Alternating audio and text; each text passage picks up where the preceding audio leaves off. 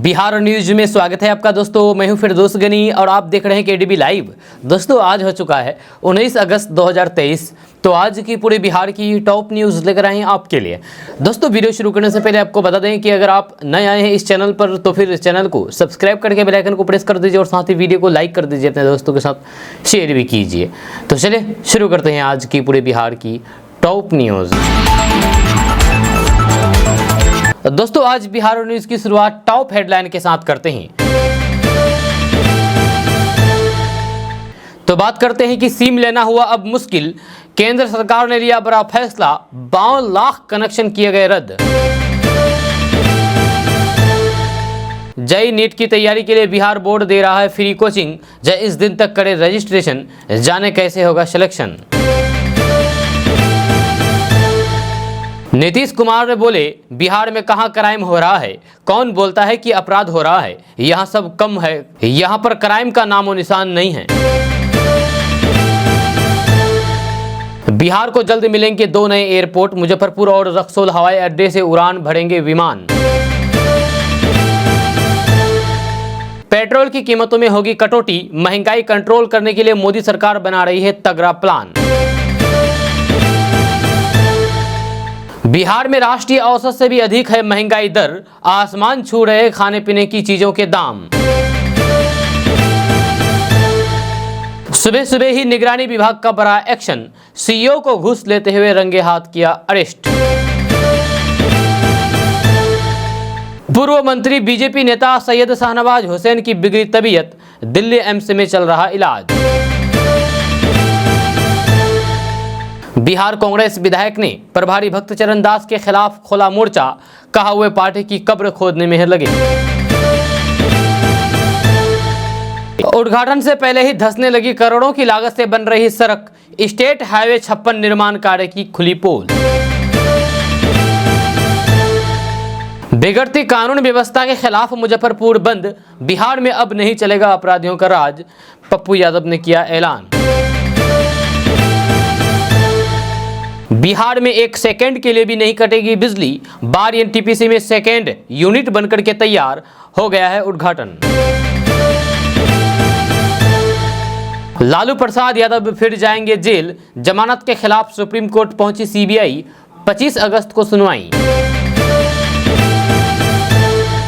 Bihar BJP पर political strike की तैयारी, झारखंड के बाद बिहार और अब यूपी में भाजपा के कोर वोटर की जाति से बने कांग्रेस अध्यक्ष। दाखिल खारिज के नाम पर राजस्व कर्मचारी का बेटा ले रहा था घूस, वीडियो वायरल होने के बाद आवास पर हुई छापेमारी, मचा हड़कंप। बिहार के उप मुख्यमंत्री तेजस्वी यादव ने भाजपा पर साधा निशाना, कहा भाजपा को सबसे अधिक भय लगता है बिहार से। बिहार में जाति आधारित जनगणना के प्रकाशन पर लगी रोक से सुप्रीम कोर्ट का इनकार, बिहार सरकार हुई खुश। दोस्तों बात करेंगे विस्तार से।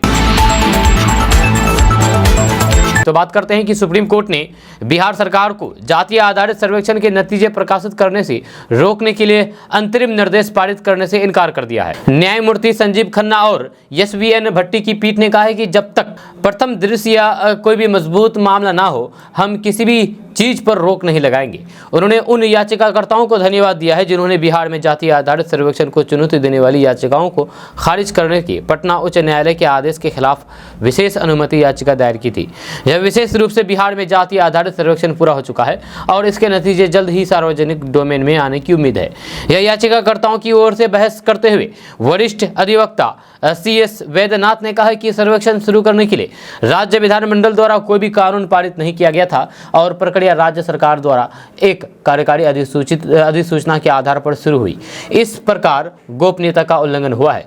उन्होंने तर्क दिया है कि निजता के अधिकार का उल्लंघन वैध उद्देश्य के साथ निष्पक्ष और उचित कानून के अलावा नहीं किया जा सकता है। ये एक कार्यकारी आदेश के माध्यम से नहीं किया जा सकता है। इस पर पीठ ने कहा है कि ये अर्ध न्यायिक आदेश नहीं बल्कि एक प्रशासनिक आदेश है, कारण बताने की कोई भी जरूरत नहीं है।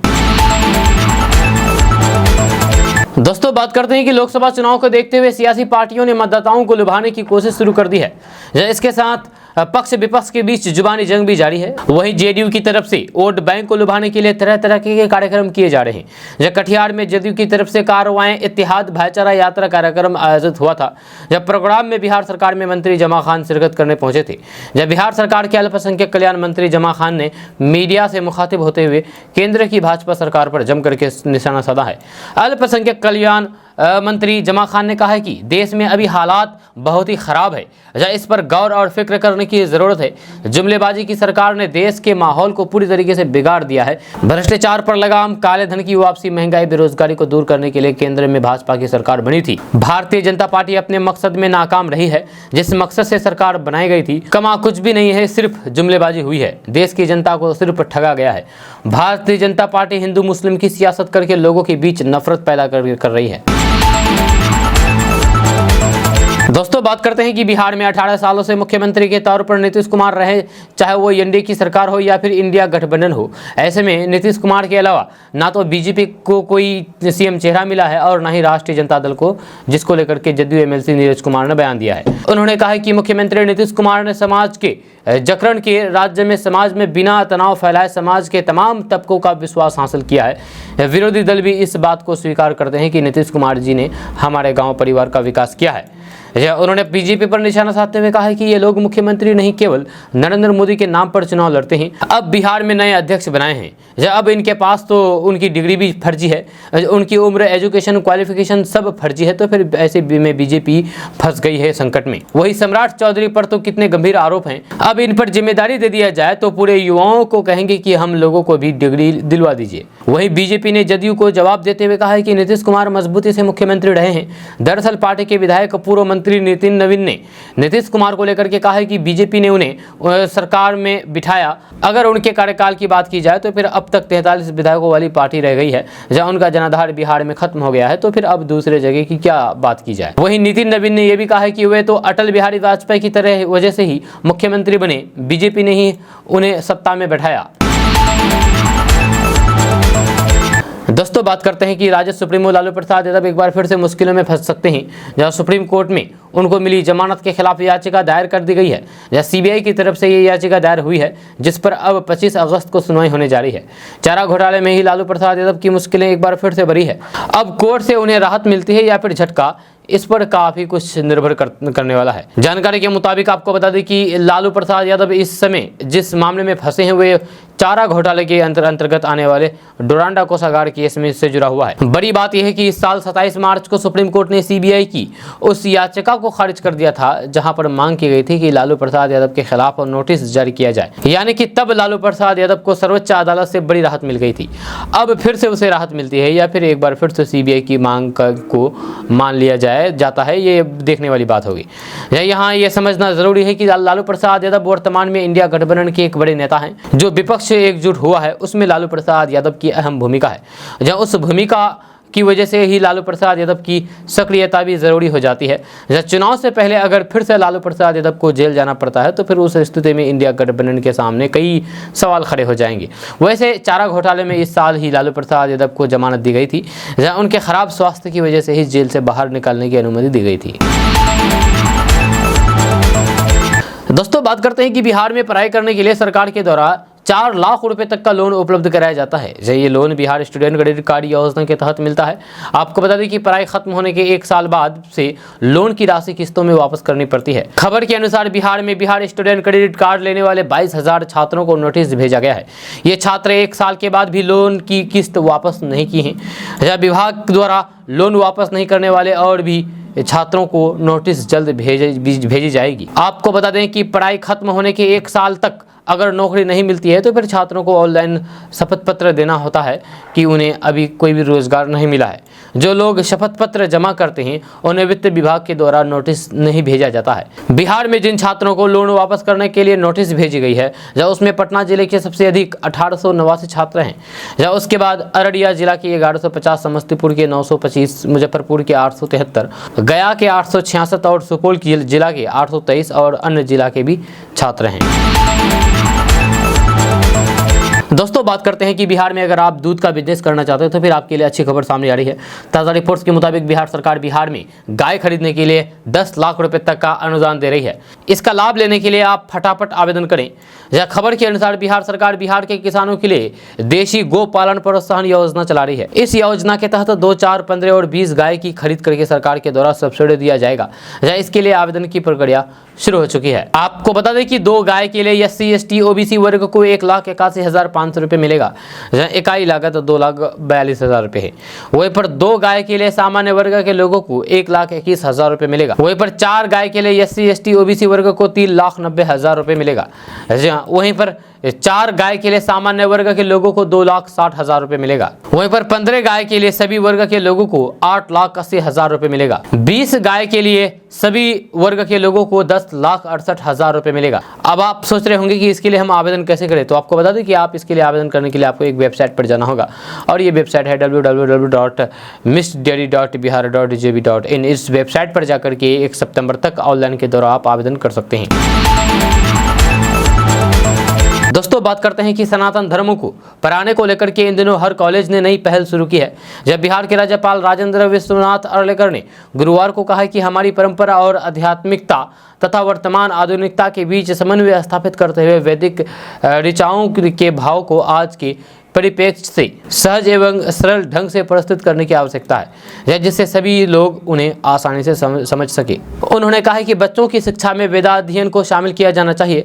राज्यपाल अर्लेकर ने महर्षि सांदीपनि राष्ट्रीय वेद दीहा प्रतिष्ठान उज्जैन एवं महावीर मंदिर पटना के संयुक्त तत्वाधान में पटना में आयोजित त्रिदिवसीय वैदिक सम्मेलन के उद्घाटन सत्र को संबोधित करते हुए कहा कि मैक्स मुलर सहित अनेक विदेशी विद्वानों ने वेदों की व्याख्या अपने तरीके से की है और इसमें उनका हित निहित था। उन्होंने कहा कि आवश्यकता है कि वैदिक ऋचाओं के भाव को युवा पीढ़ी के सामने आज के संदर्भ में सहज एवं सरल ढंग से रखा जाए। उन्होंने देश में समरसता की आवश्यकता पर बल देते हुए कहा कि इसका भाव वेदों की से ही आता है। राज्यपाल ने कहा कि भारत की आत्मा आध्यात्मिकता में निहित है तथा हजारों वर्षों से हमने इसे संजोया है।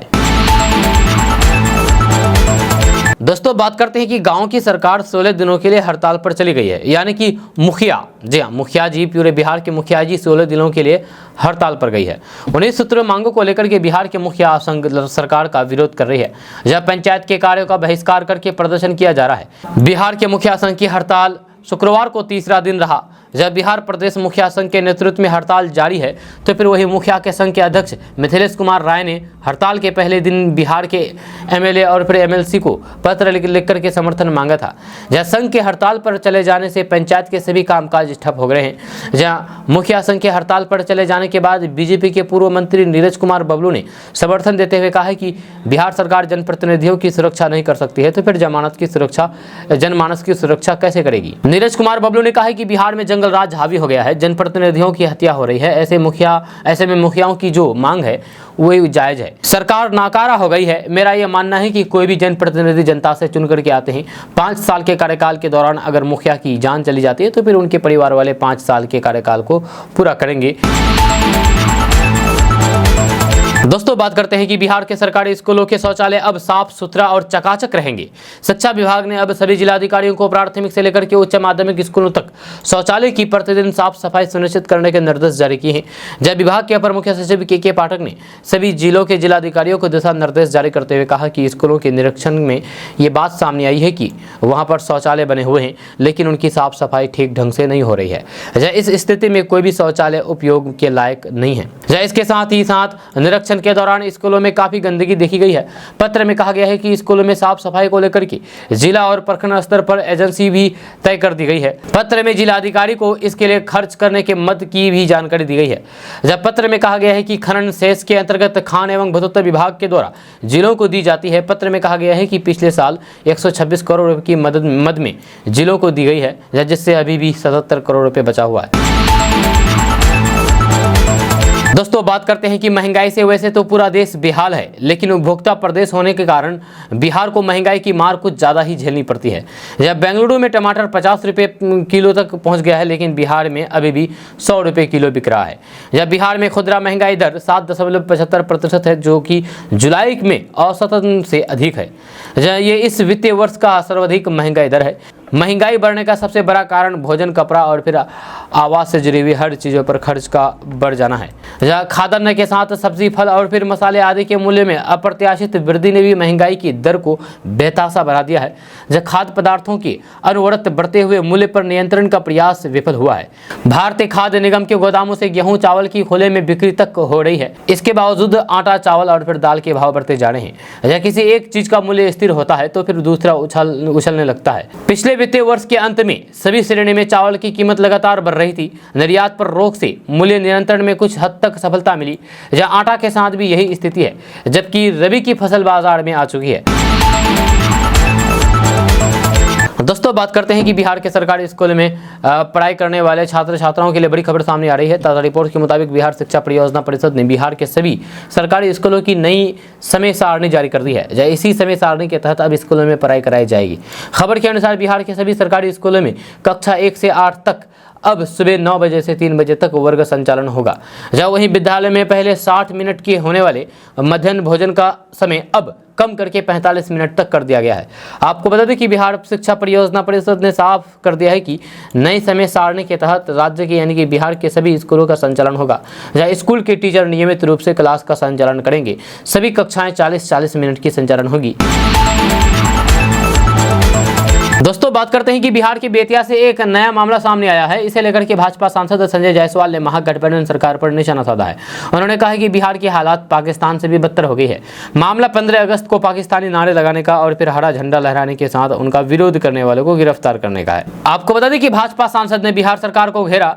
जहां भाजपा सांसद संजय जायसवाल ने कहा कि बिहार के बेतिया जिले में चांद तारे का हरा झंडा लहरा करके पाकिस्तान जिंदाबाद का नारा लगाने वालों का जिसने भी विरोध किया है वह सभी जेल में जा रहा है। लाल सरैया में नाग पंचमी के दिन जो झंडा बदलने के लिए हनुमान ध्वज मोटरसाइकिल से लेकर जा रहा है, जहां उसकी गिरफ्तारी हो रही है। संजय जायसवाल ने कहा कि बिहार के बेतिया में पाकिस्तान जिंदाबाद के नारे लगाए गए, चांद तारे वाले हरे झंडे भी लहराए गए और ये सब करने वाले का विरोध किया गया तो फिर उन्हें जेल में डाल दिया गया। जब बिहार में तो पाकिस्तान से भी बदतर हालात है। संजय जायसवाल ने तो ये भी कहा है कि चंपारण में नाग पंचमी के दिन सभी झंडा बदलते हैं। लाल सरैया में नाग पंचमी के दिन कुछ लोग झंडा बदलने के लिए अपनी बाइक से हनुमान ध्वज लेकर के जा रहे थे, जहां उनकी गिरफ्तारी हो रही है। जहां इसे लेकर के भाजपा नेता ने बिहार की महागठबंधन सरकार पर जम करके निशाना साधा है। दोस्तों, बात करते हैं कि बिहार में अगर आप बिजनेस करना चाहते हैं तो फिर आपके लिए कुछ एक अच्छी खबर है। ताज़ा रिपोर्ट्स के मुताबिक बिहार सरकार बिहार के किसानों को, उद्यमियों को आवासन संयंत्र इकाई लगाने के लिए 2,50,000 रुपये का अनुदान दे रही है। खबर के अनुसार मुख्यमंत्री बागवानी मिशन योजना के तहत आवास संयंत्र इकाई के लिए किसानों को 5 लाख रुपये की इकाई लागत पर 50% सब्सिडी यानी कि 2,50,000 रुपये का अनुदान मिलेगा। इसका लाभ लेने के लिए आप आवेदन की प्रक्रिया को पूरा करें। अब आप सोच रहे हैं कि आखिर ये आसवन संयंत्र इकाई क्या है, तो आपको बता दें कि आसवन संयंत्र इकाई के द्वारा मेंथा, लेमन ग्रास, पामारोजा समेत अन्य कई तरह की सुगंधित पौधों का तेल निकाला जाता है। इस बिजनेस को सेटअप करके आप अच्छी कमाई कर सकते हैं, जहाँ इसके लिए सरकार के द्वारा पैसा दिया जा रहा है। अब आप सोच रहे होंगे कि इसके लिए अप्लाई कैसे करें, तो आपको बता दूं कि अगर आप इस योजना का लाभ लेना चाहते हैं तो आप उद्यान निदेशालय कृषि विभाग की आधिकारिक वेबसाइट पोर्टल www.horticulture.bihar.gov.in पर जाकर के ऑनलाइन के द्वारा आवेदन कर सकते हैं। दोस्तों, बात करते हैं कि जमात इस्लामी बिहार सामाजिक सद्भाव और फिर सांप्रदायिक सौहार्द स्थापित करने के लिए निरंतर प्रयास कर रहे हैं। इस मुस्लिम संगठन की चिंता है कि कैसे समाज में संवाद स्थापित किया जाए, हिंदू मुस्लिम मिलकर के अमन के साथ खुशहाल भारत का निर्माण कर सके। देश का ये पहला संगठन है जिसने सरकार के 5 वर्षीय योजना की तर्ज पर 4 वर्षीय का ऐलान किया है। 4 वर्षीय का ऐलान किया है। मीडिया रिपोर्ट्स के मुताबिक इसकी रूपरेखा प्रस्तुत किया गया है। इस्लामी शिक्षा के प्रचार प्रसार के साथ सामाजिक सौहार्द के क्षेत्र में हमारी क्या योजना है। इस योजना के तहत पंचायत से लेकर के प्रदेश स्तर पर सांप्रदायिक सौहार्द, शिक्षा, महिलाओं एवं बच्चों का विकास और युवाओं की आर्थिक उन्नति की दिशा में ठोस कदम उठाया जाएगा। इसके अलावा अंतर धार्मिक संवाद का भी कार्यक्रम है। धार्मिक जन मोर्चा द्वारा इस्लाम और मुसलमानों के बारे में एक वर्ग में पाई जाने वाली कई तरह की गलतफहमियां दूर की जाएगी, नफरत को पाटने का काम किया जाएगा। अब आप सोच रहे होंगे कि आखिर ये योजना क्या है, तो आपको बता दूं कि जमात इस्लामी हिंद की योजनाओं में कुछ खास काम है। जमात इस्लामी का प्रयास होगा कि देश और फिर समाज में शांति और न्याय की स्थापना हो, दंगा फसाद, ऊंच नीच तथा भेदभाव दूर हो, तमाम नागरिकों के बीच गहरे संबंध स्थापित हो, विभिन्न संप्रदायों के मिले जुले कार्यक्रम किए जाए। दोस्तों बात करते हैं कि बिहार सरकार के पूर्व उद्योग मंत्री और भाजपा के वरिष्ठ नेता सैयद शाहनवाज हुसैन की तबीयत अचानक बिगड़ गई है। दिल्ली एम्स में उन्हें भर्ती कराया गया है और डॉक्टरों की पूरी टीम उनका इलाज कर रही है। फिलहाल उनकी हालात स्थिर है। पूर्व मंत्री शाहनवाज हुसैन ने बताया है कि बदलते मौसम और फिर खान पान स्थिरता के कारण तबीयत अचानक बिगड़ गई। जहाँ डॉक्टरों ने वायरल निमोनिया होने की बात कही है। जहाँ सभी विभाग के डॉक्टर जाँच कर रहे हैं। डॉक्टर ने रेस्ट की सलाह दी है। रिपोर्ट आएगा तो डिस्चार्ज का पता चल पाएगा कि कब डिस्चार्ज किए जाते हैं। दोस्तों बात करते हैं कि बिहार के वैशाली जिले में एक ऐसा गांव है जो अमरूद की खेती के लिए पूरे जिले में प्रसिद्ध है। जहाँ यहाँ से न सिर्फ वैशाली बल्कि पटना और मुजफ्फरपुर तक अमरूद की सप्लाई की जाती है। सबसे खास बात यह है कि इस गांव के लगभग हर घर के लोग अमरूद की खेती करते हैं। जहाँ कई लोग तो 10-10 एकड़ में अमरूद की पेड़ लगा करके हर साल लाखों की कमाई कर रहे हैं। हम बात कर रहे हैं जिले के राजापाकर प्रखंड क्षेत्र के सरसई गाँव की। यहाँ लगभग यानी कि सरसई गाँव में लगभग 350 परिवार रहते हैं। गाँव में लगभग 250 घर मुसलमान है और अन्य हिंदू समुदाय के लोगों का घर है। दोनों समुदाय के लोग अपने खेतों में अमरूद का पौधा लगाते हैं। गांव के ही मोहम्मद रियाजुल बताते हैं कि गांव में 50 बीघा से अधिक जमीन पर अमरूद की खेती की जाती है। या इसके अलावा छोटे स्तर पर भी गांव के लोग अमरूद का पौधा लगाते हैं। मोहम्मद रियाजुल ने बताया है कि उसके पास खेती के लिए जमीन नहीं थी, लिहाजा जमीन लीज पर लेकर के 1 एकड़ में अमरूद का पौधा लगाया। या इससे वह साल में 2 से 3 लाख रुपए कमा लेते हैं। वहीं अमरूद की खरीदारी करने आए थोक व्यापारी ने बताया है कि 1500 रुपये प्रति क्विंटल अमरूद खरीद करके वैशाली, पटना और मुजफ्फरपुर की मंडी में 2000 रुपये प्रति क्विंटल की दर से बेचते हैं। इसके बाद खुदरा व्यापारी उसे बाजार में अच्छे मुनाफा पर बेचते हैं। दोस्तों बात करते हैं कि केंद्र सरकार ने सिम कार्ड को लेकर के बड़ा फैसला सुना दिया है। जहां इस समय देश भर में साइबर फ्रॉड काफ़ी तेज़ी के साथ बढ़ रहे हैं, जिसको रोकने के लिए केंद्रीय दूरसंचार मंत्री अश्विनी वैष्णव ने देश भर के करीब 67,000 सिम कार्ड डीलर को ब्लैक लिस्ट कर दिया है। जहाँ इसके साथ ही धोखाधड़ी को रोकने के लिए सरकार ने सिम कार्ड डीलर का पुलिस वेरिफिकेशन अनिवार्य कर दिया है। केंद्रीय दूरसंचार मंत्री अश्विनी वैष्णव ने बृहस्पतिवार को कहा है कि धोखाधड़ी रोकने के लिए सरकार ने सिम कार्ड डीलर का पुलिस वेरिफिकेशन अनिवार्य कर दिया है और थोक में कनेक्शन देने का प्रावधान अब बंद कर दिया है। इसके साथ ही केंद्रीय मंत्री अश्विनी वैष्णव ने कहा है कि सरकार ने 52 लाख मोबाइल कनेक्शन बंद कर दिए हैं। 67,000 डीलर का नाम ब्लैक लिस्ट कर दिया है। मई 2023 से सिम कार्ड डीलरों के खिलाफ 300 प्राथमिकी दर्ज की गई है। अश्विनी वैष्णव ने कहा है कि व्हाट्सएप ने खुद से करीब 66,000 खातों को ब्लॉक कर दिया है, जो कि धोखाधड़ी के कृत्यों में शामिल थे। जहां उन्होंने कहा है कि अब हमने धोखाधड़ी पर अंकुश लगाने के लिए सिम कार्ड डीलर का पुलिस सत्यापन अनिवार्य कर दिया है। मंत्री ने कहा है कि 10 लाख सिम डीलर हैं और उन्हें पुलिस सत्यापन के लिए पर्याप्त समय दिया जाएगा। उन्होंने कहा है कि दूरसंचार विभाग ने थोक में कनेक्शन देने के सेवा को भी बंद कर दिया है। इसके स्थान पर व्यावसायिक कनेक्शन की एक नई अवधारणा पेश की जाएगी। अश्विनी वैष्णव ने कहा है कि इसके अलावा व्यवसाय को KYC और सिम लेने वाले व्यक्ति का भी KYC किया जाएगा। KYC के जरिए किसी संस्थान या फिर निवेशक की पहचान और पते को प्रमाणित करने में मदद मिलती है। दोस्तों बात करते हैं कि बिहार विद्यालय परीक्षा समिति अब सरकारी स्कूलों के छात्रों को इंजीनियरिंग कॉलेजों और फिर मेडिकल कॉलेजों के लिए जाने वाले प्रतियोगिता परीक्षाओं की तैयारी मुफ्त में करा रहा है। जहां इसके लिए आवेदन की प्रक्रिया 15 अगस्त से शुरू हो चुकी है। जब मुफ्त कोचिंग योजना को लाभ उठाने के लिए अभ्यर्थियों को 22 अगस्त रात 12 बजे तक आवेदन करना होगा।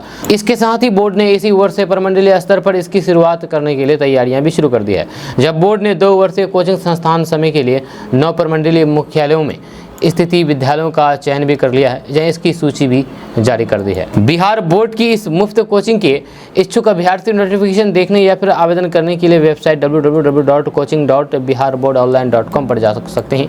जहाँ इसके लिए 100 रुपये आवेदन शुल्क देना होगा। जहाँ आवेदन करने के बाद उम्मीदवारों का एडमिट कार्ड 23 अगस्त को जारी किया जाएगा। जहाँ वही परीक्षा का आयोजन 27 अगस्त को होगा। जहाँ कोचिंग के लिए आवेदन करने वाले विद्यालयों को लिखित परीक्षा देनी होगी। लिखित परीक्षा और फिर इंटरव्यू के आधार पर चयन किया जाएगा।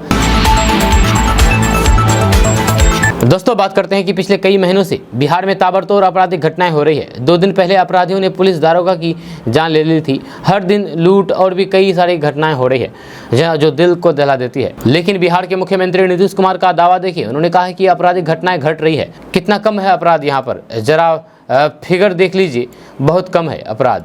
जब कोई बिना मतलब का बोलता रहता है, क्योंकि मीडिया में वही चलता है जो लोग भाजपा वाले बोलता है। दिल्ली से लौटने के दौरान पत्रकारों ने मुख्यमंत्री नीतीश कुमार से सवाल पूछा। सवाल ये पूछा कि बीजेपी के नेता कह रहे हैं कि बिहार में अपराधियों का राज हो गया है। इसके बाद नीतीश कुमार ने कहा कि उन्हें तो अपराध दिख ही नहीं रहा है। जी हाँ, नीतीश कुमार को अपराध नहीं दिख रहा है। यह नीतीश कुमार जब दिल्ली गए थे तो फिर कहा गया था कि वे वहां पर अरविंद केजरीवाल के अलावा कांग्रेस नेता राहुल गांधी और फिर मल्लिकार्जुन खड़गे से मुलाकात करेंगे, लेकिन नीतीश कुमार ने किसी विपक्षी दलों से मुलाकात नहीं की है। जहां पटना लौटने पर जब पत्रकारों ने उनसे सवाल पूछा तो नीतीश कुमार ने कहा कि उनका विपक्षी नेताओं से मुलाकात का कोई भी कार्यक्रम था ही नहीं। नीतीश कुमार ने कहा कि हम सिर्फ लिमिटेड काम के लिए गए थे, यानी कि उन्हें अटल बिहारी वाजपेयी की समाधि स्थल पर जाकर के श्रद्धांजलि देनी थी। नीतीश कुमार ने कहा कि उनकी बातचीत विपक्षी नेताओं से होती रहती है, जहां वे जब फोन करते हैं तो फिर बात होती है। ऐसा थोड़ी है कि कांग्रेस के नेताओं से बात नहीं होती है, फोन पर बात होती है। पत्रकारों ने सवाल पूछा है कि बीजेपी के प्रदेश अध्यक्ष सम्राट चौधरी कह रहे हैं कि नीतीश मुंह लटका करके लौट आए हैं, तो नीतीश कुमार जवाब दिया है कि पता नहीं क्या बोल रहा है, बेमतलब का बोलते रहता है वो। नीतीश कुमार ने कहा है कि विपक्षी पार्टियों के इंडिया गठबंधन से भाजपा डर गई, तिलमिला गई है, तभी एनडीए की मीटिंग कर रही है। नीतीश कुमार ने कहा है कि जब हम लोग एनडीए में थे तो मीटिंग होती थी, उसके बाद ये लोग यानी कि भाजपा वाले जब मीटिंग कहाँ कर रहे थे, जब हम लोगों की 2 मीटिंग हो गई और नए गठबंधन का नाम रख दिया गया तब एनडीए की मीटिंग की गई। नीतीश कुमार ने दावा किया है कि 2024 में बीजेपी की सरकार चली जाएगी। ऐसे में आप क्या सोचते हैं कि सही में 2024 में भाजपा की सरकार चली जाएगी, यानी कि 2024 में नरेंद्र मोदी और प्रधानमंत्री नहीं बन पाएंगे, उसके जगह इंडिया गठबंधन का प्रधानमंत्री होगा? आप क्या सोचते हैं इसके बारे में नीचे कमेंट बॉक्स में कमेंट करके जरूर बताइए हमें। दोस्तों बात करते हैं कि उत्तर बिहार के 2 बंद पड़े हवाई अड्डों से उड़ान का सपना जल्द ही साकार हो सकता है। जिन 2 हवाई अड्डों को प्राथमिकता के तौर पर चालू करने का निर्णय लिया गया है उनमें पताही मुजफ्फरपुर के साथ रक्सौल हवाई अड्डा भी शामिल है। आपको बता दें कि अभी बिहार में पटना के अलावा गया और दरभंगा एयरपोर्ट से यात्री हवाई यात्रा करते हैं। जानकारी के अनुसार कुछ दिन पहले ही भारतीय विमानपत्तन प्राधिकार अधिकारी के कैप्टन संजय मिश्रा और फिर अश्विनी एस ठाकरे के साथ अन्य अधिकारियों की टीम में निजी कंपनी के प्रतिनिधियों संग 2 हवाई अड्डों के से उड़ान भरने की संभावना को लेकर जांच को लेकर के अपना 2 वित्तीय दौरा किया है। जब प्राधिकरण की ओर से टीम का नेतृत्व कर रहे कैप्टन संजय मिश्रा ने बताया है कि पताही और रक्सौल हवाई अड्डों में दिलचस्पी दिखाने वाले कंपनी दोनों हवाई अड्डों की स्थिति से अवगत हो गई है। कंपनी के साथ मंत्रालय का अनुबंध अगस्त माह में ही पूरा हो जाएगा। इसके बाद दोनों हवाई अड्डा कंपनी को सौंप दिया जाएगा। सूत्रों के अनुसार दोनों हवाई अड्डे पर आधारभूत संरचना करने से पहले दोनों जगहों पर केंद्रीय अर्धसैनिक बलों की तैनाती की जाएगी। दोनों हवाई अड्डे से सेवा की शुरुआत एक साथ शुरू करने का निर्णय मंत्रालय ने लिया है। इस सिलसिले में कागजी प्रक्रिया के साथ साथ उड़ान की संभावना भी जांच की गई है। दोस्तों बात करते हैं कि साल 2024 के लोकसभा चुनाव में अब 1 साल से कम समय बचा हुआ है। ऐसे में केंद्र की मोदी सरकार वोटर्स को खुश करने के लिए कोई कोर कसर नहीं छोड़ना चाहती है, लेकिन बढ़ती महंगाई सरकार के लिए चिंता का सबब बनकर के उभरी है। ताज़ा आंकड़े बताते हैं कि जुलाई में रिटेल महंगाई दर 7% को पार कर गई है। टमाटर की कीमतें आसमान छू रही है। रिपोर्ट्स के अनुसार सरकार जल्द ही पेट्रोल डीजल पर लगने वाले टैक्स में कटौती का फैसला कर लिया है। एक रिपोर्ट्स के अनुसार मामले की जानकारी रखने वाले व्यक्तियों ने बताया है कि बजट से अलग मंत्रालय को 1 लाख करोड़ रुपए का फिर से आवंटन किया जा सकता है, जहां इससे सरकार एक तरफ बढ़ती महंगाई पर नियंत्रण करने का प्रयास करेगी, वहीं दूसरी तरफ राजकोषीय घाटा को भी बढ़ने नहीं दिया जाएगा। जहां आने वाले 1-2 सप्ताह में प्रधानमंत्री नरेंद्र मोदी इस पूरे मसले पर फैसला लेकर सकता है। सरकार की तरफ से पेट्रोल पर लगने वाले टैक्स में कटौती के साथ साथ गेहूं और फिर खाद्य तेल की इंपोर्ट ड्यूटी में कटौती का फैसला किया जा सकता है। जहां वहीं बाजार को जैसे ही पेट्रोलियम पदार्थों की टैक्स में कटौती के मामले की आहट मिली है, हिंदुस्तान पेट्रोलियम जैसे कई कंपनियों ने शेयरों की कीमतों में गिरावट देखने को मिलने लगी है। हालांकि इस मसले पर अभी कोई भी आधिकारिक ऐलान नहीं किया गया है। आपको बता दें कि देश में महंगाई को नियंत्रण नहीं करने वाली सरकारों को चुनावों में नुकसान झेलना पड़ रहा है। जुलाई के महीने में खुदरा महंगाई दर ने 15 महीने का रिकॉर्ड तोड़ दिया है। ये आंकड़े सरकार को चिंता में डाल दिया है। अब इसी से निपटने की तैयारी चल रही है। दोस्तों बात करते हैं कि कांग्रेस पार्टी बिहार में खुद को मजबूत करने को लेकर के भले ही कोशिश में जुटी हुई हो, लेकिन कई बार पार्टी में आंतरिक कलह भी सामने आती रहती है। इस बीच कांग्रेस की महिला विधायक प्रतिमा कुमारी दास ने प्रदेश प्रभारी भक्तचरण दास के खिलाफ मोर्चा खोलते हुए कहा कि वे पार्टी की कब्र खोदने में लगे हुए हैं। उन्होंने कहा कि वे पार्टी को कमजोर करने में जुटे हुए हैं। पत्रकारों से चर्चा करते हुए उन्होंने कहा कि प्रदेश प्रभारी चाटुकारिता करने वालों को आगे बढ़ाने का काम कर रहे हैं, जबकि कर्मठ और ईमानदार लोगों को साइड कर रहे हैं। कांग्रेस विधायक प्रतिमा दास ने कहा कि जो लोग भक्त चरणदास को खाना बना करके खिलाते हैं और आगे पीछे करते हैं, वह उन्हें ही पार्टी की गतिविधियों और फिर जानकारियाँ देते हैं। विधायक ने यहाँ तक कह दिया है कि कभी उन्होंने पार्टी की हम जैसे विधायकों से समस्या सुनने के लिए बैठक तक नहीं बुलाई है। उन्होंने इसकी शिकायत प्रदेश अध्यक्ष से करने के प्रधान पर कहा है कि ये सब मालूम है। दरअसल कांग्रेस की दिल्ली में होने वाली बैठक में दास को बुलाया नहीं गया था, जब उन्होंने कहा है कि दिल्ली में होने वाली बैठक की जानकारी तक नहीं दी गई थी। हालांकि बाद में ये बैठक रद्द कर दी गई। जब दास के इस बयान के बाद ये तय माना जा रहा है कि बिहार की सियासत में कुछ हलचल जरूर तेज है। दोस्तों, बात करते हैं कि जन स्वराज पद यात्रा के सूत्रधार और चुनावी रणनीतिकार प्रशांत किशोर ने बिहार के मुख्यमंत्री नीतीश कुमार को लेकर के बड़ा बयान दिया है। जब नीतीश कुमार के दिल्ली दौरे को लेकर भी प्रशांत किशोर ने खुलासा किया है। जब प्रशांत किशोर ने लोगों से कहा है कि आपको क्या लगता है कि नीतीश कुमार अटल जी को श्रद्धांजलि देने गए थे? अगर श्रद्धांजलि देने गए होते तो फिर पिछले साल क्यों नहीं गए? प्रशांत किशोर ने आगे कहा है कि पिछले 8 साल में सीएम नीतीश कुमार नहीं गए, यहाँ तक कि जब वे बीजेपी के साथ थे तब भी नहीं जाते थे। नीतीश कुमार का अपना राजनीति करने का तरीका है, एक दरवाजे खोलते हैं और फिर पीछे से खिड़की और रोशनदान दोनों को खोल रखते हैं, या किसकी कब जरूरत पड़ जाए इसके अनुसार अपना रास्ता खोल दे रहे हैं। यह प्रशांत किशोर ने आगे कहा है कि नीतीश कुमार के लिए इंडिया दरवाजा है और खिड़की राज्यसभा सदस्य हरिवंश, जिनके माध्यम से उनका बीजेपी के साथ संपर्क बना हुआ है। ये सब तो बीजेपी और एनडीए वालों को मैसेज दे रहे हैं कि आपके जो बड़े सरदे थे उनकी हम इतनी श्रद्धा करते हैं। नीतीश कुमार से कोई पूछे कि पिछले साल क्यों नहीं गए थे, यह उनका इंडिया वाले के ऊपर दबाव बनाने का तरीका है कि अगर हमको आप लोग भाव नहीं दीजिएगा तो फिर हम इधर भी जा सकते हैं। दोस्तों, बात करते हैं कि बिहार में पश्चिमी चंपारण जिले के नरकटियागंज से भाजपा विधायक रशीम वर्मा को राजधानी पटना से बंदूक के नोक पर अगवा कर लिया गया। विधायक रशीम वर्मा को अगवा करने के बाद अपहरणकर्ताओं ने मधुबनी ले आए और उनके परिवार वालों से फोन करके 2 करोड़ रुपए की रंगदारी मांगी। साथ ही रंगदारी नहीं देने पर विधायक की जान लेने की धमकी दी। हालांकि राहत की बात यह है कि विधायक के परिवार वालों ने घटनास्थल पर पहुंच करके उन्हें मुक्त करा दिया है। नरकटियागंज विधायक ने किडनैपिंग की घटना के 2 दिन बाद गुरुवार को स्थानीय नगर थाना में नाम दर्ज कराई थी। पुलिस को दिए गए आवेदन में विधायक रशीम वर्मा ने कहा है कि मोतिहारी शहर के इस जिला स्कूल के पास संजय सारंगपुरी कई दिनों से मेरा पीछा कर रहे थे। वे मेरे पूर्व परिचित हैं। मंगलवार को जब मैं विधानसभा से बाहर निकली तो फिर जरूरी काम के नाम पर संजय ने मुझे अपनी गाड़ी में बुलाया। गाड़ी में बैठते ही उन्होंने मेरे सिर पर बंदूक तान दिया। संजय सारंगपुरी की उस गाड़ी में एक चालक भी था, जहाँ दोनों ने मिलकर के मुझे पटना से मोतिहारी जबरन ले गया और मुझे किडनैप कर लिया और 2 करोड़ रुपए की मांग की गई। दोस्तों, बात करते हैं कि बिहार में एक बार फिर से बारिश का दौर शुरू हो गया है। बिहार में सुस्त पड़ा मानसून फिर से सक्रिय हो गया है। मौसम विभाग ने 5 जिलों में भारी बारिश की चेतावनी जारी की है। वहीं कुछ जिलों को छोड़कर के पूरे बिहार में वज्रपात के आसार है। जहाँ राजधानी पटना में शुक्रवार को बादल छाए रहेंगे और हल्की बारिश की भी संभावना है। मौसम विज्ञान केंद्र ने औरंगाबाद, रोहतास, कैमूर, गया और किशनगंज जिले में भारी बारिश की चेतावनी जारी की है। जहाँ इसके अलावा बिहार के उत्तर मध्य भाग को छोड़कर के सभी जिलों में वज्रपात की आशंका जताई है। मानसून की ट्रफ लाइन का पश्चिम छोर हिमालय की तलहटी में है, जब वहीं पूर्वी छोर बाराबंकी, डेहरी, रांची और दीघा से गुजरते हुए दक्षिण पूर्व की ओर बंगाल की खाड़ी तक प्रभावी है। जहाँ इससे बिहार में कुछ जगहों पर भारी बारिश हो सकती है। जानकारी के अनुसार बीते 24 घंटे के भीतर अररिया में अति भारी बारिश हुई है। जहाँ पश्चिमी चंपारण, पूर्वी चंपारण, बांका और भागलपुर जिले के कुछ स्थानों पर भारी बारिश दर्ज की गई है। जहाँ अन्य जिलों में भी बूंदाबांदी हुई है। दोस्तों, बात करते हैं कि लोकसभा चुनाव से ठीक पहले कांग्रेस पार्टी ने धुर विरोधी भाजपा पर बड़ा पॉलिटिकल स्ट्राइक किया है। यह बिहार में भाजपा की घेराबंदी कैसे हो, इस पर खास फोकस किया जा रहा है।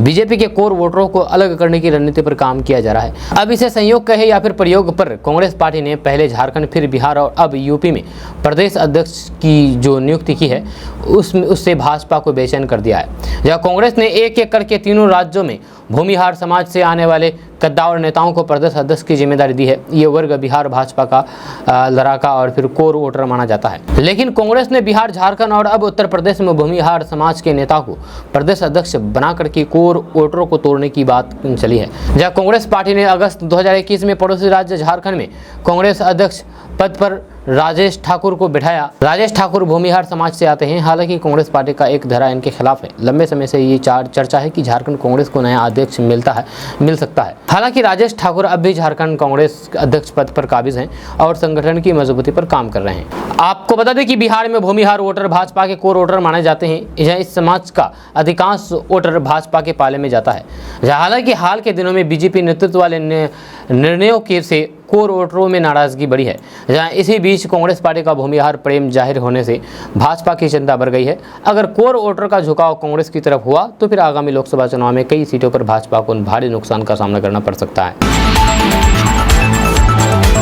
दोस्तों आज का न्यूज़ बस यह कैसा लगा आपको नीचे कमेंट बॉक्स में कमेंट करके ज़रूर बताइएगा। अगर आप हमारे चैनल पर नए आए तो फिर चैनल को सब्सक्राइब करके बेल आइकन को प्रेस कर दीजिए और साथ ही वीडियो को लाइक कर दीजिए, अपने दोस्तों के साथ शेयर भी कीजिए। तो चलिए मिलते हैं फिर नेक्स्ट वीडियो के साथ, तब तक के लिए जय हिंद जय बिहार।